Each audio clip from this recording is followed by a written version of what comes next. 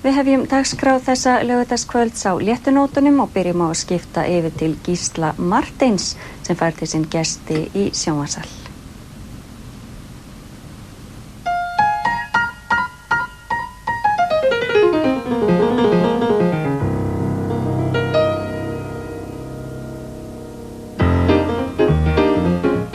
Gott kvöld og velkomin í laugardagskvöld. Ég vona allir hafi notið vikunar og geti slappað af með okkur næstu mínúturnar því hingað vona á mjög góðum gestum sem hafa allir frá miklu að segja og hreint frábærum tónlistarmönnum með fagra tóna. En fyrsti gestur minn maður sem flestir þekkja sem ritstjóra og rithöfund, metsöluhöfund reyndar, því fáir hafa skrifað jafn margar vinsælar bækur og hann. Hann líka þekktur úr sjónvarpi og útvarpi en hefur lítið sést að undanförnu enda verið að jafna sig eftir heilablóðfall sem hann fékk fyrir rúmu ári. En hingað hann kominn, Ingólfur Margeirsson, velkominn, gott að sjá þig. Þakka fyrir. Hvernig hefur það? Ég hef það fínt. Já? Aldrei betri. Aldrei betri? Nei. Ég sá þig á rölti með hundinn þinn í Vesturbænum daginn með staf og bara býsna reffilegur. Var hundur en ég? Þið voru báðir reffilegir. Ertu kominn á ról og... Já.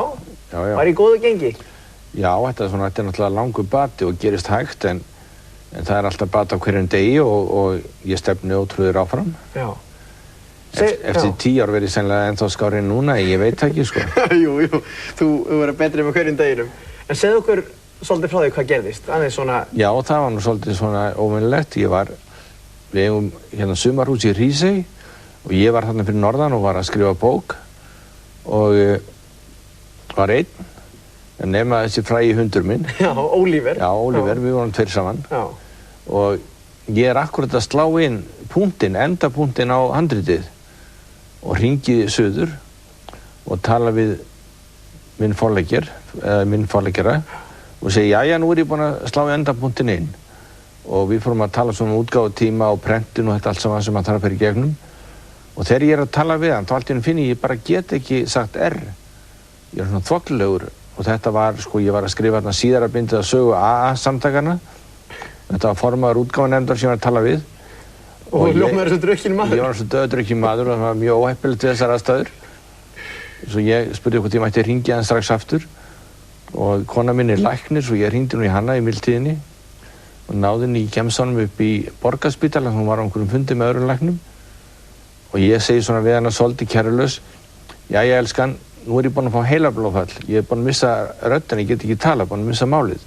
Ég bjóst við að hún myndi segja svona eins og hún gerir venjulega, já, fá því bara vasklas og hættu svo kjaftaði.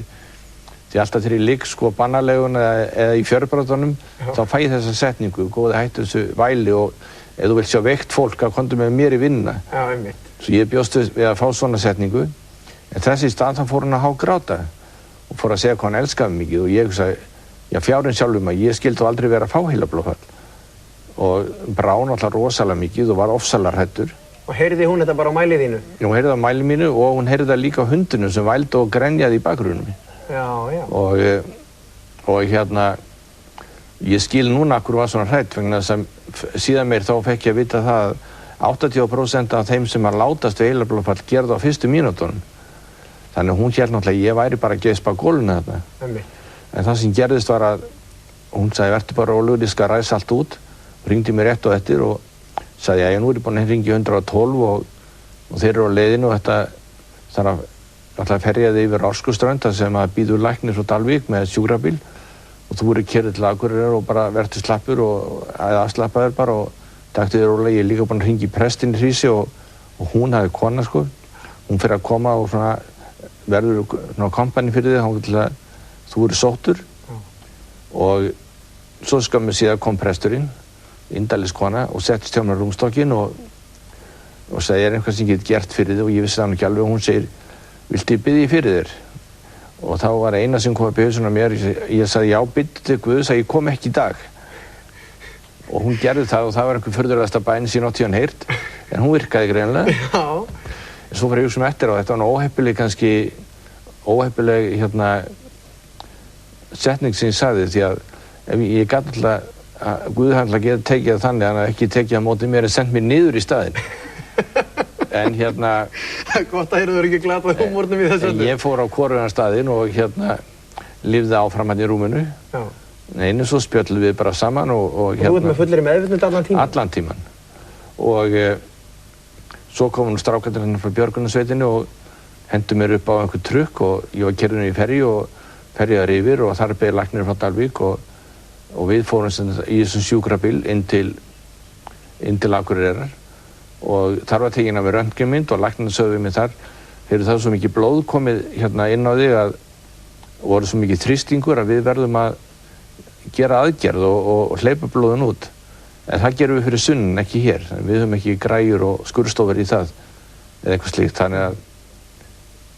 Þannig að skömmu síðan kom kona mín, hún hafði flogið beint norður og dóttir hennar sem er hjúkrunarfræðingur, þannig ég fekk svona góða aðstoð strax í byrjun.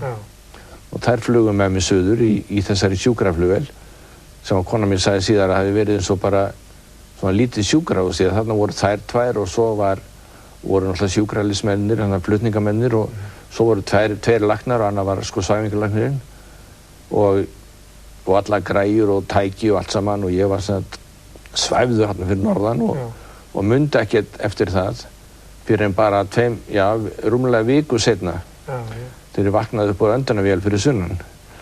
Ég var fluttur suður og þaðan beint upp á Borgarspítala upp á skurðdeild og þar beið mjög flinkur og fær heilaskurðlæknir eftir mér og hleypt út blóðinni sem ég fekk að frétta síðar að var að magni til eins og lítil kókflaska. Þannig það var svona tappað af bara? Já, sem var tappað af. En þá var ég nú lífsættur sko, en einu sinni þennan dag. Einmitt. Og já, svona var þetta til það. Og ég var settur í öndunarvél og var þar í viku og svo fyrir segir og svo þegar ég vaknaði upp að þá var ég heppinn að því leyti að ég hefði ekki mist neitt sko, ég mundi allt og var alveg klár í hausnum sko. Já, þekktir alla sem kom inn og svona. Já, og þekkti alla með nafni og voru ekki verið smeykur þegar kom einhverja læknar sem þú þekktir ekki og áttir ekki að þekkja? Fundist þú eftir að þekkja alla? Nei, ég bara kynnti mig og kynntist þeim. Já, þú kynntið, já. Það var ekkert mál. Hvernig, þegar þú ert einn í Hrísey og konaði segir að þú sett sennilega að fá heilablóðafall? Já, hún sagði það með svona óbeinum hætti. Já.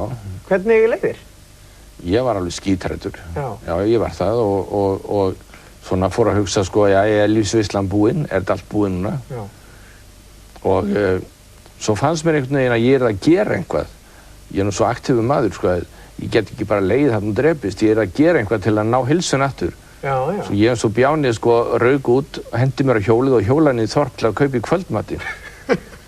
Þegar maður síðan frétti í það sko, þetta var nú vitlaust sem ég gat gert sko, því að það var alls konar hæðir og svona beygjur á veginum og ég pumpaði hjólið allan tíman og eigum við ekki að slappa bara af og liggja út af? Því að það náttúrulega jók ég sko blóðstreymi til heilans og þar af leiðandi sko gerði ég heilablóðfall en þá verra en ella og svo þegar ég kom út í búðina sko þá ráfa ég þar eins og dauðadrukkin maður og bullaði við fólki í búðinu og var náttúrulega alveg mér til skammar og allt það en svo mann ég þegar ég hjólaði heim aftur þá hjólaði ég svona með frá ströndin og horfði við fjörðin og sagði ef ég á að fara þá deyja nú á flottast stað og fallegast stað á Íslandi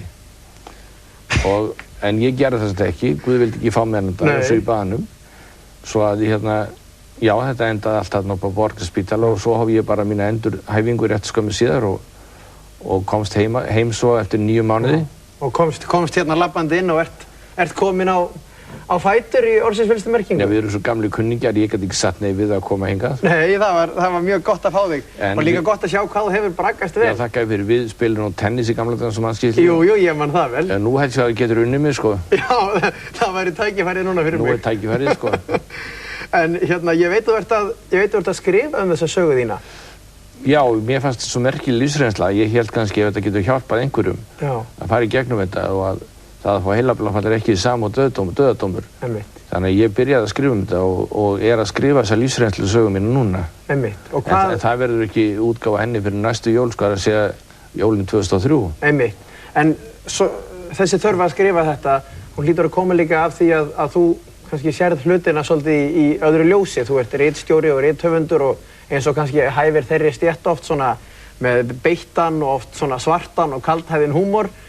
Hverfur þetta þegar þú horfist í augu við dauðann? Verður allur meir og linur og ferð að biðja bænina þína sem þú gerði kannski ekki? Sko, minn húmor hefur ekkert breyst. Nei. Guði sé lof. En auðvitað náttúrulega, sko, hugsa maður svolítið öðruvísi. Ég held að allir sem standa fyrir framan dauðan, eins og ég gerir 3 sinnum þennan dag, þeir náttúrulega hugsa hans upp á nýtt, sko.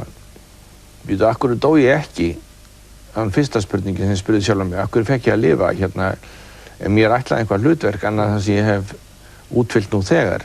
Það er ein spurningin. Önnur sko, get ég lifað einhvern veginn öðru sem ég hef gert hingað til? Og ég stokkaði voða mikið upp líf mitt og forgangsröðuna í lífinu.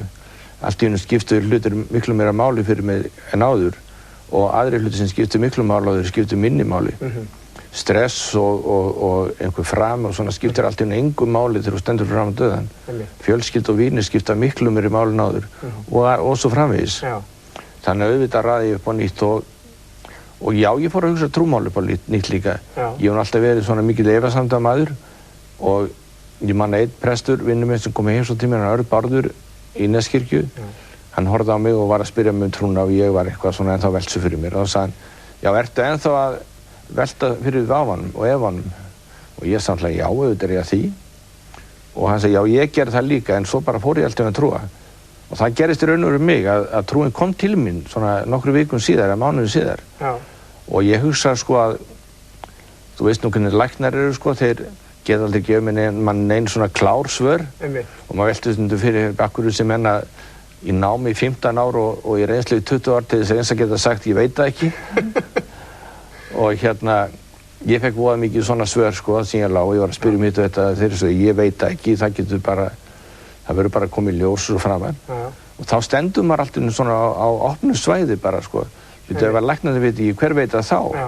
Og þá dettur maður svona eiginlega átumatist í trúmál sko. En þessi litlu stríð sem þú hefur átt í alla þinn ævi vegna þess að þú hefur ekki verið neinn lognmálla í kringum þig. Þú hefur háð ýmsa hildi víða í þjóðfélaginu og verið svona áberandi maður. Fara þeir að skipta minna máli? Svona, já, ég tek dæmi sem að bara skömmu áður að þú færi þetta heilablóðfall, þá ert þú náttúrulega í miðju fárviðri hér í þjóðfélaginu í kringum ævisögu þína Ezra S. Pétursson. Fer þetta að líta út bara eins og hjómið eitt við hliðina á þessu? Já, auðvitað gerir það. Ég meina þegar þú horfir á sko, lífið þitt kannski vera að hverfa, þá verður allt hjóm. Það er náttúrulega allt í einu skilur að það sem er þýðinga mesta í lífinu er að vera halda lífi og deyja ekki. Lífsþráin verður svo sterkir þá og auðvitað verður allt hjóm. Einhver slagur í fjölmiðlum eða hvað sem verður hjóm, skilur við. Kemur einhver eftirsjá, til dæmis þegar þetta gerðist, sástu þá eftir því að hafa skrifað þessa bók sem að einhverjir urðu fúlir út af eða eitthvað slíkt? Nei, ég sjá aldrei því. Mér þótti þykir ofsalega vænt Ezra. Mjög merkur maður, sennilega merkasti maður sem ég hitt. Og á milli okkar tókst mikil og sterk og djúp vinátta. Ég saknast mikið af því hann er nú látinn en ég sá aldrei eftir að skrifa ævisögu hans. Sko, Ezra sagði oft við mig, það sem fer verst með fjölskyldur og einstaklinga eru lygar og leyndarmál. Og þannig vildi hann vera. Hann vildi bara vera opinn gagnvart lífinu og segja það eins og var. Hann lifði náttúrulega mjög sterku lífi og það hugnaðist ekki öllum hvað hann gerði í lífinu. En hann ákvað að segja það við mig, bara lífið eins og það var. Og mér þótti mjög vænt það, hann treysti mig fyrir því. Sú bók var svona síðasta í röð margra ævisagna sem hann skrifaði og þær urðu nánast allar metsölubækur. Þú hefur hitt á einhverja töfraformúlu og María Guðmundsdóttir fyrirsæta, hún sagði nú að þú værir eiginlega minni rithöfundur en meiri sálfræðingur. Já, ég held sko, ég þakka náttúrulega Maríu fyrir þessu orð en ég held sko þegar þú tekst á við að skrifa líf annars fólks, þá verður náttúrulega að skilja það. Og þú verður að spyrja spurninga sem að, já, eins og kannski sálfræðingur gerir, sem einhverja spurning sem leiðir til einhver svar sem leiðir í annað, af því að þú vilt komast að einhverju. Og það var það sem hann gaf með Ezra, hann var ju geðlæknir sem vann mikið eftir kenningum Freuds. Og þannig að það var mjög, hann kendi mér heilmikið, sko. Líka hvernig ætti að spyrja og hvað skipti máli. Þannig að ég auðvitað náttúrulega er mikið sálfræði því að skrifa ævisögu. Eins og að taka viðtöl, ég meina, þú ert líka sálfræðingur sem situr hér og talar um Þú ert bara og liggur á bekknum hjá mér. Ég segi það, og ég hallar mér aftur á bak. Já, það verður fínt. Nei, við ætlum að brjóta þetta eins upp á smá tónlistaratriði. Þú ert mikill tónlistarmaður, þú getur nú ekki spilað á píanó eða gítar núna, er það? Nei, ég lamaðist alveg vinstra megin við þetta og sá kraftur er ekki að fullu komin aftur. Nei. Ég byrjar að fá kraftinn upp í öxlinni en svona þetta smá færist niður en ég er ekki sko alveg komið í gítargripinn. Nei. Það kemur. Það kemur maður, það kemur. Við ætlum að fá að heyra í tveimur frábærum söngkonum, Selmu og Hönsu, sem við lokkuðum hingað inn áður þær fara upp á Hótel Ísland til þess að spila þar í Ásbyrgi seint í kvöld. Þær syngja lög af diskunum sínum Sögur af sviðinu, en það eru þekkt lögur erlendum söngleikjum. Stelpur, spiliðu nú eitthvað skemmtilegt fyrir okkur Ingólf hérna.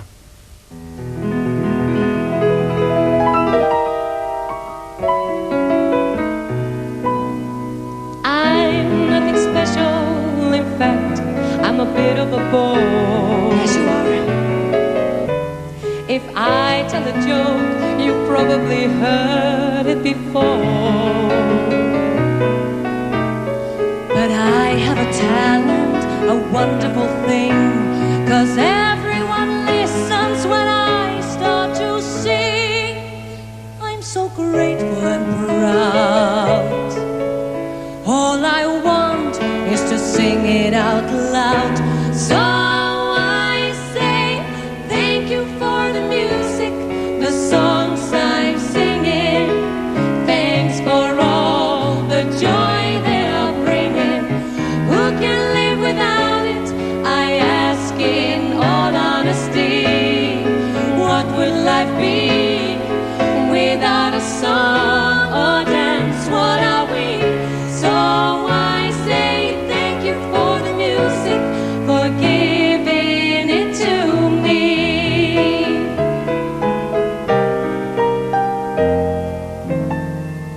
No one in your life is with you constantly.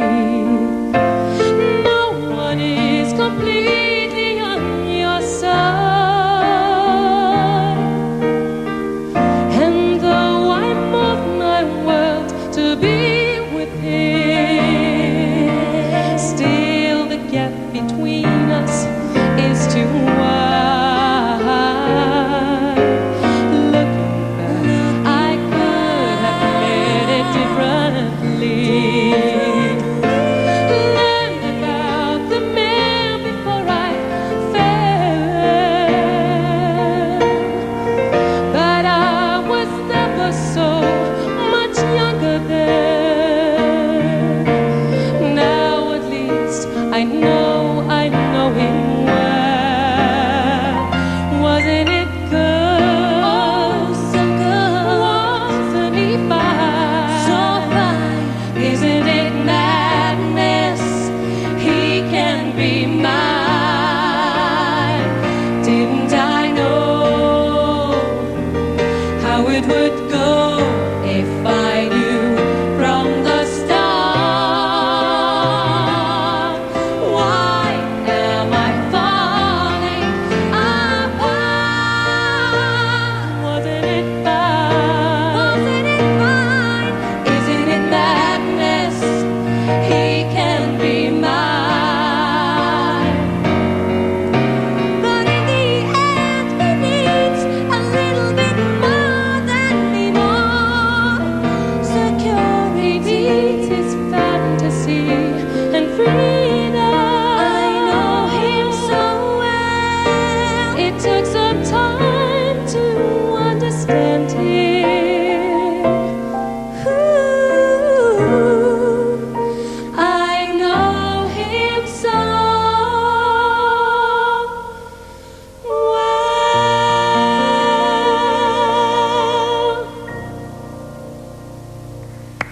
Takk fyrir þetta stelpur, þessa fögru tóna. Við fáum inn næsta gest, einhverja vinsælustu og hláturmildustu sjónvarpskonur landsins, arkitekt og almennt glæsikvendi, Valgerður Matthíasdóttir, gjörðu svo vel. Blessuð og sæl, velkomin. Er ég orðin kvendi? Já, glæsikvendi.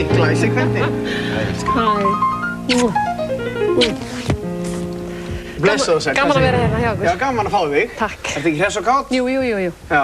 mjög svo. Já. Já, en þú? Ótrúlega að heyra sögu Ingólfs hérna. Já, hún er svolítið mögnuð. Býtum við með varalit hérna frá mig. Já, þau gengur náttúrulega ekki að kissa menn hérna alveg út á Borgarbí. Hann er nú svo sætur en Ingo að verður að kissa hann aðeins. Já, þú veit hann svo glæsileg líka. Herðu, já, ég kem inn í hérna skjaldbandurinn. Hvernig finnst þér hérna sviðsmyndan okkar Vala? Er þetta ekki ægilega skemmtilega lausnir á þessu rými? Ég sé að þú látir svona plasti hérna halda sig svolítið Já, vel ég svona. vil plasti halda sér, einhvern veginn ákvæm að hafa það svona svolítið hrátt. Nei, mér finnst þetta mjög stílhreint og Svolítið fínt. svona eins og eldhúsgardínur, finnst þér ekki? Nei, mér finnst þetta smart. Finnst þetta ekki smart? Jú, ég vil ekki móðgegn Gísla. Nei, þetta er æðislega skemmtilegt. Jú, Þetta er æðislega skemmtilegt. Er þetta ekki briljant? Ég vil klára því ef að Vala hafði valið þetta, þá hefum við sett nokkra pálma þarna líka. Já, það? Er það ekki? Þú varst öll í pálmánum í gamla daga. Já, það var í gamla daga, Er það úti núna? Ég held það. Ekki að innlítið á því. Það er ekkert útlít á því. Talandi gamla daga, Vala, stóð í einhverju blaði í vikunni að þú værir að taka seinni hringinn núna í viðtölum á glanstímaritunum og svona. Þú hefði tekið fyrir hringinn sem svona ástfangin kona í öllu krafti. Að byrja í fjölmiðlunum. Já, og núna væri auglýsað og væri að tala um barnabörnin. Já. Er ekki alveg skemmtilegt í seinni hringnum? Miklu skemmtilegra. Miklu skemmtilegra. Ég hefði aldrei trúað í hvað það getur verið gaman. Að eignast, þú veist það, að eignast barnabörn er eins og eignast börn aftur sjálfur. Það er alveg, það er ótrúlegt. Maður getur bara að skila þeim. Ég vil helst ekki skila þeim. Ég vil helst hafa þau hjá mér. Já. En burtséð frá barnabörnunum, þetta er svona, það má segja að þú hefur með þættinu þínu Innlit útlit, sem er aldeilis ljómandi þáttur, er okkur sjónvarpsstöð sem mann ekki hvað heitir. Skjári. Já. Þar hefur þú svona slegið í gegn aftur, ef svo má segja. Þú varst hérna þér skaut upp á stjörnuhimininn þegar að önnur sjónvarpsstöð var stofnuð, sem mann ekki heldur hvað heitir. Og þú varst hérna mikið í blöðum og fjölmiðlum og síðan aftur núna, er þetta ekki bara voða gaman? Jú, sko ég tek minnst eftir því í rauninni vegna þess að ég er bara að sko einbeita mér að því að vinna og gera skemmtilega hluti. Þetta sko með hvenar þættir slá í gegn eða hvenar þeir eru mjög vinsælir eða minna vinsælir, það er eitthvað sem ég vil helst ekki mikið vera að setja mig í. Og þessi vill hann að við trúum. Já.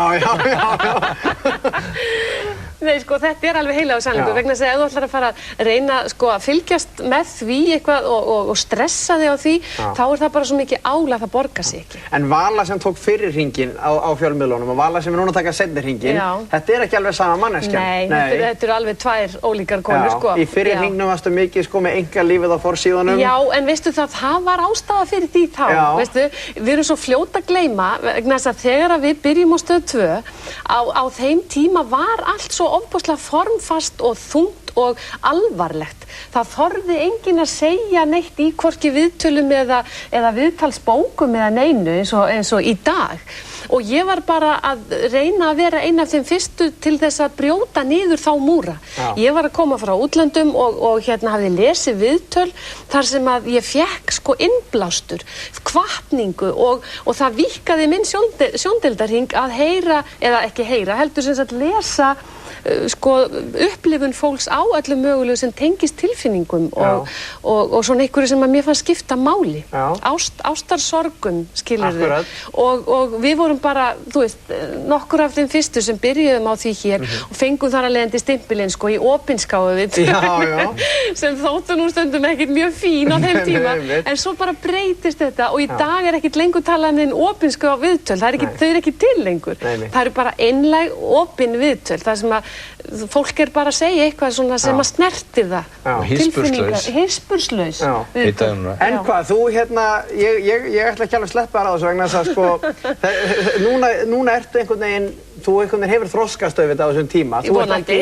Menn eru ekki mikið svona inn á gafli hjá þér, blaðamenninni fá ekki að koma og mynda sko. Nei, en fyrr má nú vera, maður getur ekki haldið því, maður getur ekki haldið þeim gafli. Jú, við höfum nú bara gaman að því að fá að fylgjast með þessu. Vilt þú bara hafa það svona framhaldssögu? Ég er bara svona lifandi sábófuru, ég er ekki bara gaman að því. Já, svona real TV, eins og ég segja. Já, nei, veistu það, ég held að það sé sko, það er komið annað fólk í það. Ég er búin að, held ég, leggja mitt af mörkum. Finnst þér það ekki svolítið? Ég meina, mér finnst þú bara alltaf standað þér. Takk fyrir það. Þú ert búin að loka svefnherberginu. Já, sko mínu, en ég er inn í öllum öðrum svefnherbergjum. Akkurat, þetta er svolítið bara aðra höndina hjá þér. Já, þyrfti kannski að hleypa okkur inn til þín líka stundum. Akkurat, já. Þið voru saman með sjónvarpsþátt. Já, hvort þið voru. Það er, já, hvort þið voruð. Hann hét hvað, í Sannleika sagt? Í Sannleika sagt, já. Hvernig kom það til að þið byrjuðu að vinna saman?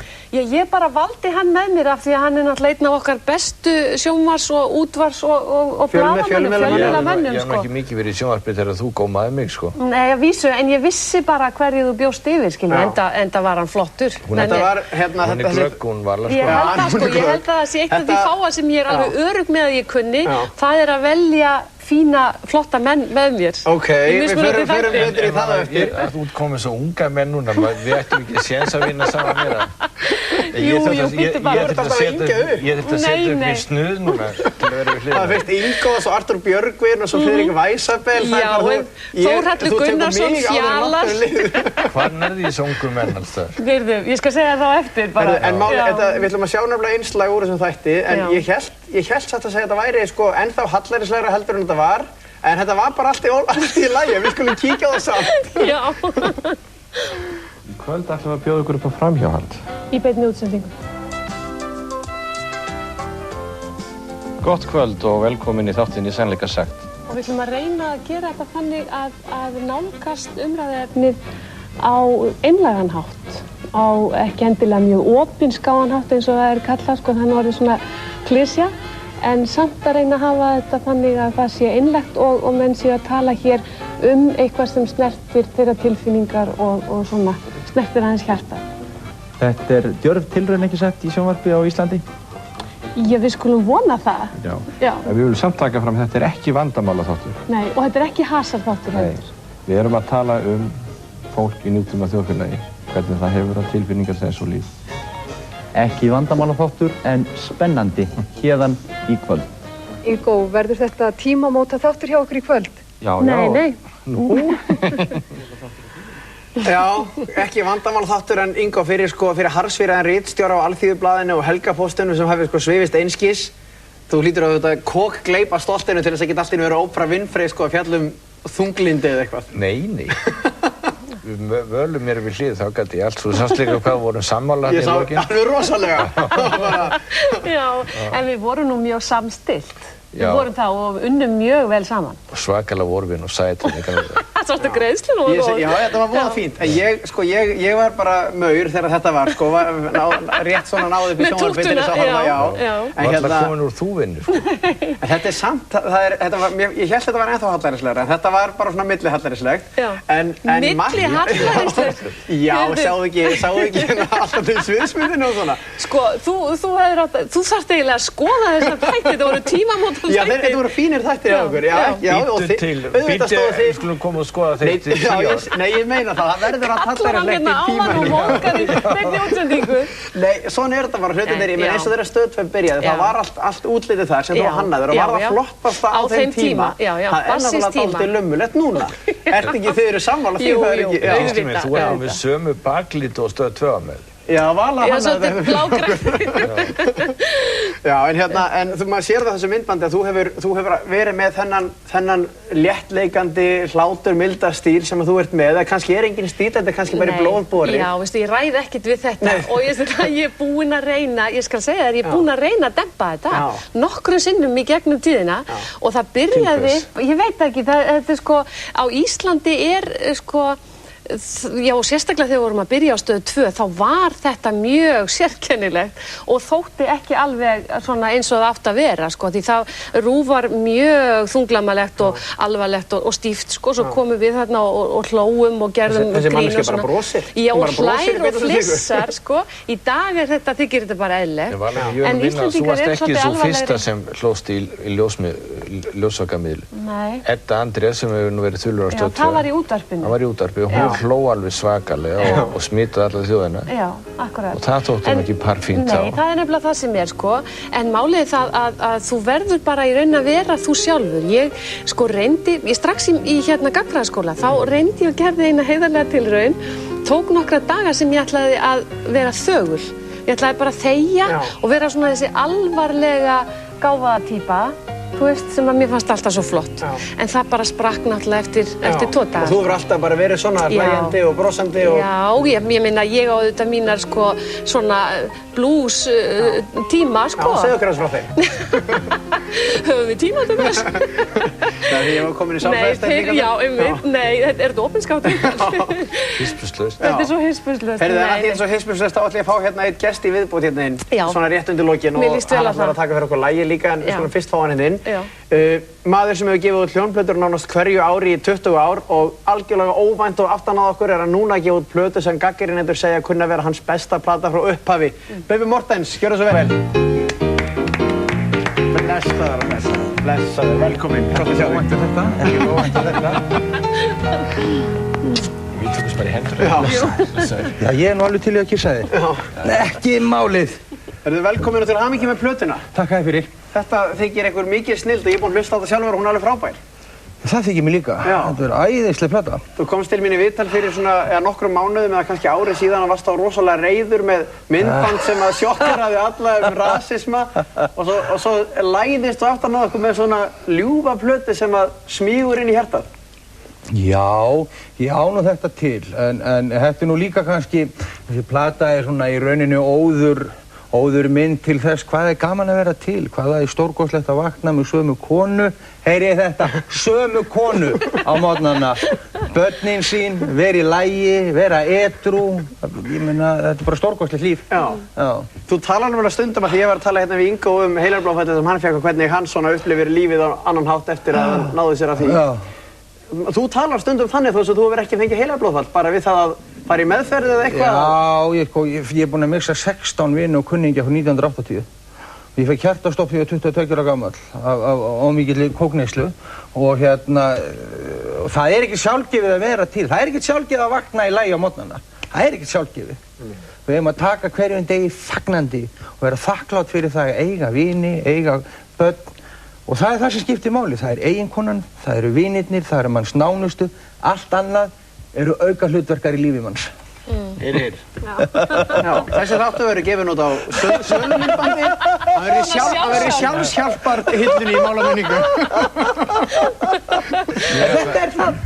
Ég ætla einmitt að spyrja þig Gísli eftir þetta mikla öryrkja viðtal um mig í byrjun. Hvort þú ekki vilja fá bankareikningi mig líka? Björgum Ingo. En hugsaðu þér að því vorum að tala hláturinn áðan. Sko þetta er nefnilega líka svo mikil terapía að nota hláturinn til þess að slá á eins og Ingo gerir svo stórkostlega. Af því hann hefur svo góðan húmor, svo lendir hann í þessari krísu en hann sko nær alltaf að bæði gera grín að sér og aðstæðum og það er svo ómetanlegt. Það er guðsgjöf. Það er guðsgjöf. Ég man að þegar ég lá hérna rétt eftir öndunarvélina á Borgarhús, nei hérna Borgarhús, ég er Grens og sér Borgarspítalanum, þá fekk ég skeyti frá miklum vinum mínu í Noregi sem heitir Jón Ólaf Egeland sem er ritstjóri Norska Dagblaðsins. Og hann sagði sko, Ingo, hvað sem þú gerir, mist ekki þinn svarta húmor. Og þetta er svolítið til í þessu vegna þess að missa húmor það er svolítið uppgjöf á lífinu sko. Engin spurning. En þið tvö hérna, það er náttúrulega að við erum búin að sjá hvernig þið tengist í þættinu sem að ég móðgaði alla þjóðunum. Ég ætla að láta þér hafa hann á spólum. Í þessum stórkostlega þætti, í sannleika sagt, þar tengist þið. Mér finnst þú verið að skipta nafn á þínu þætti og kalla það böggaði í beinni. En þið tengist líka, þið hérna, það er ekki alltaf að segja það. Ég er búinn að ræta á hann völu frá ég var bara svona sko. Sætur að segja það. En það er nefnilega gagnkvæmt vegna þess að fjölskyldur okkar tengjast og þegar að þú varst hvað, 10, 11, 12 ára eitthvað svo leið? 9-10 ára. Já, að þá hérna fór mamma hans til Danmerkur af því hún var dönsk, æðisleg kona, alveg opbóðslega falleg, skemmtileg, hress og þú hefur nú glimt í augunum frá henni. Já. Heyrðu, og hún var að fara til Danmerkur og þá bjó Bubbi hjá okkur í bara einhverja, 2 vikur eða eitthvað? Já, yfir lengur og þá sagði Vala mótana, Bubbi, komdu að spilaði fyrir mig. Já, og hvað það var yndislegt, hann spilaði látlaust. Ég spilaði, þú spilaði rosalega mikið. Býtu, má sjá, já. Nó, ég ætlaði bara að segja þetta. Donna, Donna, Donna, Donna, Donna, Donna, Donna vann. Þetta er glæsilegt. Hann söng þetta, mamma var komin með tappa í eyrun. En við nutum það svo, þetta var svo gaman. Þetta var yndislegt. Og alltaf ákveðin í hvert þú ætlaðir að stefna? Já, það kom ekkert annað til greina. Ég var fatlað barn, sem sagt, inn í mér, út af mörgum ástæðum og þetta var svona mín leið til að flýja böggið og vanlíðan og annað. Og fyrir mér var gítarinn jafn nauðsynlegur og bara fyrir að syngja fyrir aðra að borða. Ég svaf, ég lýg ekki, ég svaf með gítarinn. Ég spilaði allan sólarhringinn var ég með gítarinn í fanginu. Og Afrakstur þess meðal annars platan sem að koma núna. Já, Bögg í beinni. Bögg í beinni. Heitir platan? Sól að morgni. Hún svo falleg. Hún frábær. Hún svo yndisleg. Hún sko jákvæð. mannbætandi. Og hvað ætlarðu að leyfa okkur að heyra af henni? Ég ætla að syngja sálm sem að ég orti þegar náinn ættingi dó, kornungur, og sem tengdist fjölskyldunni minni. Og þessi sálmur hann það að lífið heldur áfram hjá okkur hinum. Og það skiptir miklu máli að vakna með sól í hjarta, að vakna jákvæður og sjá það að dagurinn Guðs gjöf. Þetta ekki bögg, dagurinn ekki bögg í beinni. Þessi sjálfshjálp heldur áfram. Þú ætlar að fara yfir á sviðið og spila fyrir okkur. Ég ætla að syngja fyrir ykkur þetta lag sem heitir Kveðja. Takk fyrir það.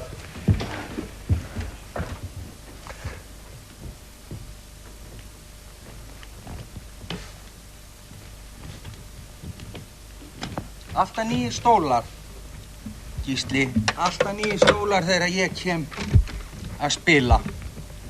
Ég laga þetta svona. Svona.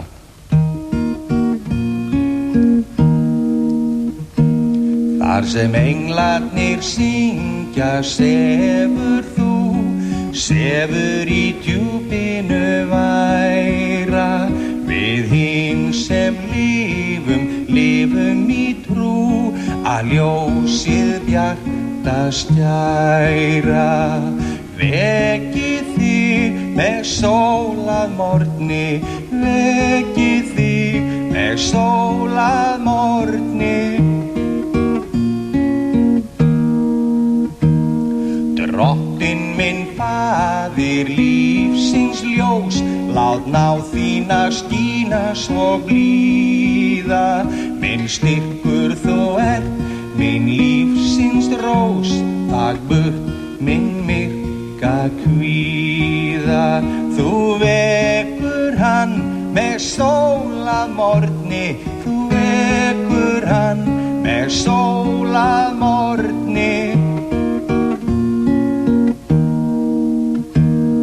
Faðir minn láttu lífsins sól, lýsa upp sorgmætt hjarta.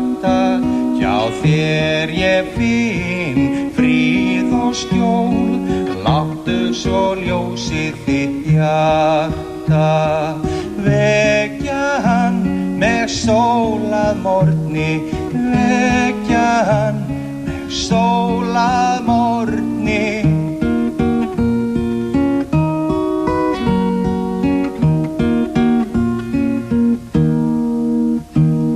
Drottinn minn réttu sorgmættri sál, svala líknar hönd. Og slökk þú hjartans harmabál, slík sundur dauðans bönd. Svo vaknar hann með sól að morgni, svo vaknar hann með sól að morgni. Farðu í friði, vinur minn kær, faðirinn mun þig geyma. Aldur og ævi þú verðu mér nær, aldrei ég skal þér gleyma. Svo vöknum við með sól að morgni, svo vöknum við með sól að morgni.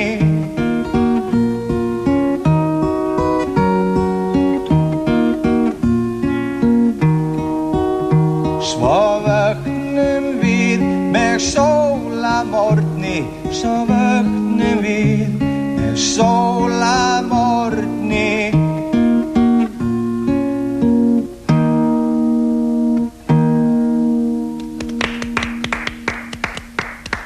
Takk fyrir þetta Bubbi og takk fyrir komuna. Þá er þessu lokið hjá okkur í kvöld. Þið bara haldið til ykkar verkaval, þú ert með innlit útið alltaf alveg. Já, fara til útlanda, taka efni og svona, mjög gaman. Já, heima hjá mér mikið og svona. Já. Og Ingo, þú ert með bók jólin, Bylting Bítlana. slær hvergi af þrátt fyrir veikindi. Nei, hún kemur út núna í byrjun nóvember. Gangi ykkur bara báðum sem allra best í þessu. Takk fyrir kærlega. Og þættinum er lokið í kvöld. Já, gaman að fá okkur bæðið tvö. Ingólfur, kærar þakkir fyrir að deila með okkur sögunni. Já, og gangið vel bara í framtíðinni, gestur minn. Takk fyrir. Þetta endar á svona hugljúfum nótum. Þættinum er lokið í kvöld. Njótið vikunar og helgarinnar. Sjáumst eftir viku. Bless, bless.